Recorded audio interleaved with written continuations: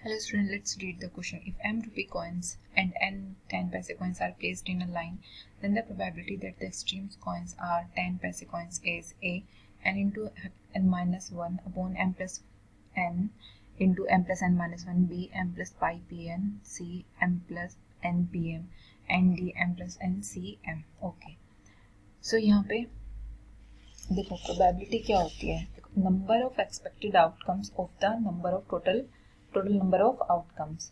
अब देखो यहाँ पे m क्या दिया हुआ है, m दिया हुआ है रुपए कॉइन्स, ठीक है, नंबर ऑफ रुपए कॉइन्स, एंड n क्या दिया हुआ है 10 पैसे कॉइन्स, 10 पैसे कॉइन्स, ठीक है। तो हमारे पास टोटल नंबर ऑफ आउटकम्स मतलब m प्लस n को हमें एक क्या करना है, एक स्ट्रेट लाइन में अरेंज करना है, ठीक है। यानी कि टोटल नंबर ऑफ हमारे पास कॉइन्स कितने हो गए, total number of coins equals to m plus n।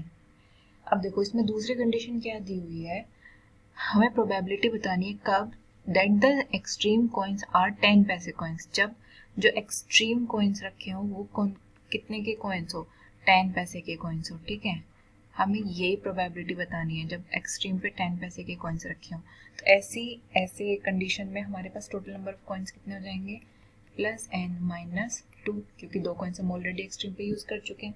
अब देखो टोटल आउटकम कितना हो गया यहाँ पे, total outcome equals two factorial m plus n upon factorial n into factorial n, ठीक है। अब देखो एक्सपेक्टेड आउटकम कितना हुआ, एक्सपेक्टेड आउटकम कितना हुआ इक्वल्स टू, क्योंकि अब कितने हो गए -2, तो m प्लस n माइनस 2, क्योंकि दो कॉइन हमने कहाँ यूज कर लिए, स्ट्रीम पे, तो फैक्टोरियल m ऐसे रहा और 10 पैसे के दो कॉइन यूज हुए तो n माइनस 2 फैक्टोरियल, ठीक है। अब हम प्रोबेबिलिटी निकालेंगे। प्रोबेबिलिटी क्या होती है, probability equals to total number of expected outcomes, number of expected outcomes upon total number of outcomes, total number of outcomes, ठीक है। हमें दोनों की वैल्यू पता है, दोनों की वैल्यू लिख लेते हैं। यहाँ हो जाएगा m प्लस n माइनस 2 का factorial upon m factorial into n minus 2 का फैक्टोरियल, अपॉन में हमारा क्या आ जाएगा, ये तो हमारा आगे एक्सपेक्टेड आउटकम्स, हमारा टोटल नंबर आउटकम्स कितने हैं, m प्लस n का फैक्टोरियल अपॉन m का फैक्टोरियल इंटू n का फैक्टोरियल। अब इसको सॉल्व कर लेते हैं आगे।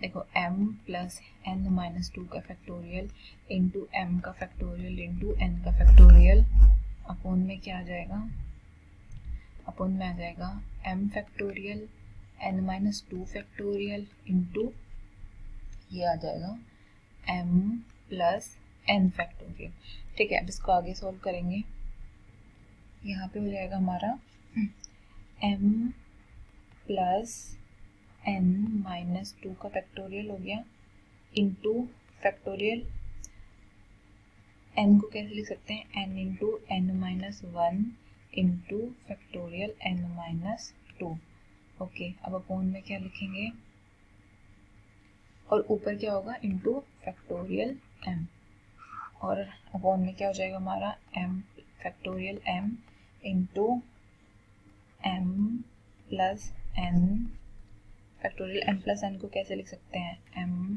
Plus n minus 1 into m plus n minus 2 का फैक्टोरियल इंटू n माइनस 2 का फैक्टोरियल। अब देखो इससे ये चला गया फैक्टोरियल m से फैक्टोरियल m, और factorial m plus 2 m plus n minus 2 से m प्लस n माइनस 2 से m प्लस n माइनस 2 चला गया। अब देखो हमारे पास क्या बचा, m प्लस n माइनस 2, ये चला m प्लस n -2, ये से ही चला गया। हमारे पास ऊपर क्या बचा, ऊपर हमारे पास बचा n इंटू n-1 अपॉन में m प्लस n-1।